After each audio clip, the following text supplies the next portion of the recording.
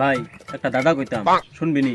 শোনা তাহলে শুন, একটা প্লেনে 503টা ইট নিয়ে যাইতেছে, একটা পড়ে গেছে, তাহলে কয়টা থাকে? 502 দিয়া বা তুই তো চালাক আছস। আচ্ছা কত একটা ফ্রিজের মধ্যে একটা হাতি কিমনে থুবো? যাব না, এটা কোনোভাবে সম্ভব না। আরে এটা সম্ভব।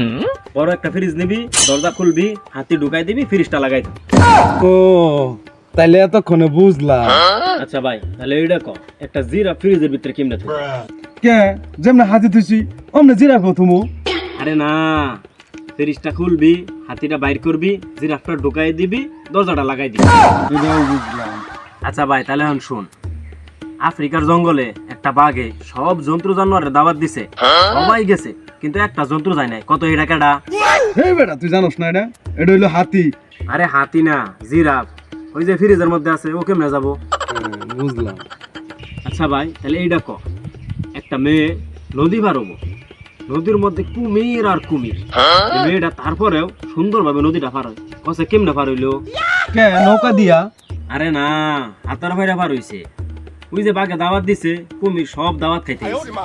ও আচ্ছা তাহলে এইটা ক, মেয়েটা আবার নদী পার হইতেছিল কিন্তু মাঝখান পর্যন্ত আইতে মরে গেল, এটা কেমন হইলো? কে ডুবে যায় মরে গেছে? আরে না, ওই যে গল্পের শুরুতে কইলাম যে পিলনে করে ইট নিতেছে, একটা ইট পইরা গেছে, ওই ইটটা ওই মেয়ের মাথায় পড়ছে, মাথায় পইরা মরে গেছে। ও বুঝলাম। এদিকে এক ক্যামেরা বন্ধ করুন।